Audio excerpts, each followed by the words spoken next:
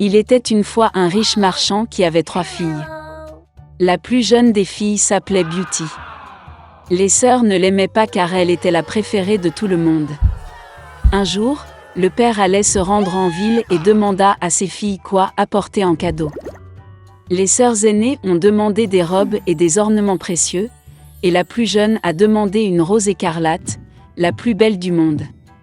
Le marchand est devenu réfléchi, mais a promis qu'il ferait tout son possible pour trouver une telle fleur.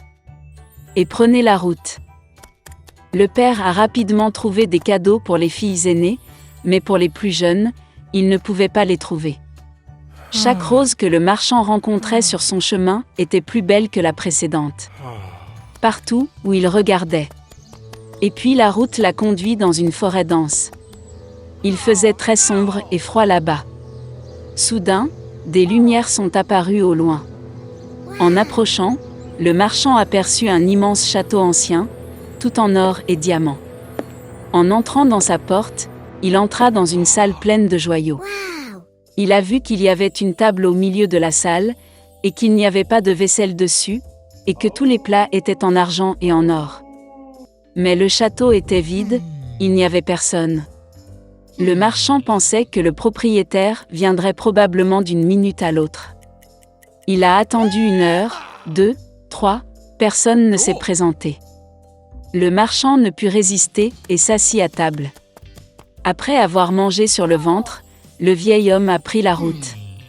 Conduisant le long de la ruelle, le marchand aperçut un rosier d'une beauté sans précédent et se souvint de la demande de sa plus jeune fille. Il a conduit et a choisi la plus belle rose.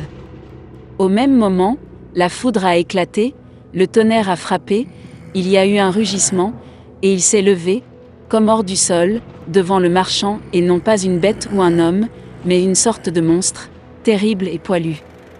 C'était trop en colère que le marchand ait choisi sa fleur préférée au lieu de remercier le propriétaire pour son hospitalité. Le vieil homme était très effrayé et a dit qu'il ferait n'importe quoi, tant qu'il ne le tuerait pas. Pour une telle offense, la bête a accepté d'épouser une de ses filles. Mais seulement celle qui veut venir elle-même, par amour pour son père. Et si aucun ne vient, alors la mort du marchand. Le vieil homme était en deuil et décida de rentrer chez lui, pour dire au revoir à ses filles. Il ne voulait abandonner aucun d'entre eux pour une bête féroce. Je suis monté à cheval et je suis rentré chez moi. Ayant rencontré les enfants, il a fait des cadeaux à tout le monde et a raconté ses aventures. Les sœurs aînées se sont jetées sur la plus jeune, disent-ils, c'était de sa faute, elle a commandé une fleur pourrie, pour laquelle le père doit maintenant payer de sa vie. À quoi la belle a répondu qu'elle irait volontiers vers la bête au lieu de son père. Et ainsi, le lendemain, la beauté a pris la route. Le cheval a rapidement retrouvé le chemin du château. En entrant dans la salle, elle trouva une table avec des vins et des plats exquis. La belle pensait que la bête voulait la manger, alors elle la nourrit. Dès qu'elle dîna, il y eut un rugissement, et un monstre terrible et poilu apparut, comme sous terre. Et la bête a dit à la belle que puisqu'elle est venue elle-même ici de son plein gré, cela signifie qu'elle a bon cœur. Et donc le monstre sera également gentil avec elle. Et avec ces mots, la bête a disparu. Se réveillant le matin, Beauty a décidé de se promener. En entrant dans l'une des pièces, elle vit une inscription sur la table. « Tout ce que la belle veut, je le ferai. » La fille pensait qu'après tout, le monstre était gentil et qu'il ne le mangerait probablement pas. Ils ont donc vécu longtemps, la bête a très bien traité la beauté et a comblé tous ses désirs. Un jour, la fille a rêvé que son père était malade. Elle voulait vraiment lui rendre visite. La belle a demandé en larmes à la bête de la laisser partir, et a promis qu'elle reviendrait certainement.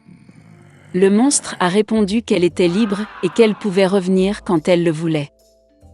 Le lendemain, Beauty a enfilé ses vêtements les plus chers et s'est rendue chez son père. Il était très heureux de voir sa fille saine et sauve. Ses sœurs accoururent et virent qu'elle était devenue encore plus belle, et même habillée en reine. Une semaine plus tard, La Belle a rêvé que la bête était allongée sur l'herbe dans le parc et mourait. Elle s'est réveillée avec horreur et a décidé de revenir d'urgence et de le guérir. Quand la fille s'est approchée du château, elle a vu le corps sans vie de la bête sur l'herbe. Son cœur se brisait de pitié. La beauté se précipita vers lui avec des larmes et l'embrassa. Et au même moment, la foudre a éclaté, le tonnerre a frappé, tout le château était illuminé d'une lumière vive et de la musique jouait partout.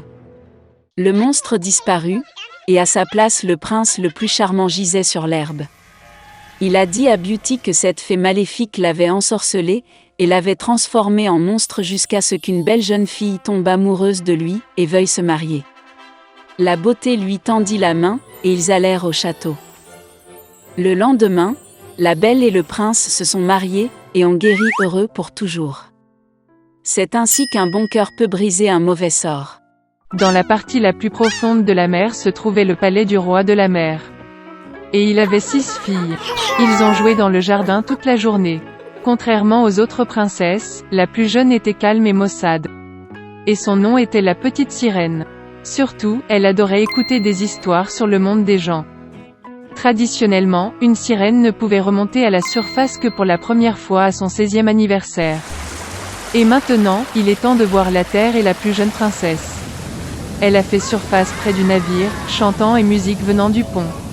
C'était la première fois que la princesse voyait le navire. Dans la cabine du navire, la petite sirène remarqua un beau prince. Pendant longtemps, elle ne put le quitter des yeux.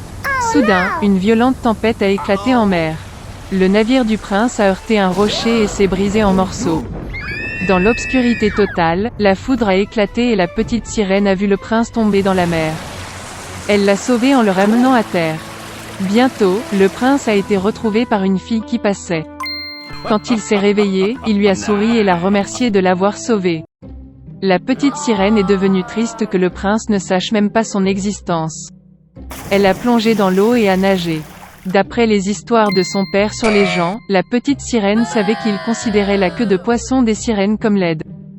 Par conséquent, pour plaire à une personne, il fallait acquérir 2 jambes.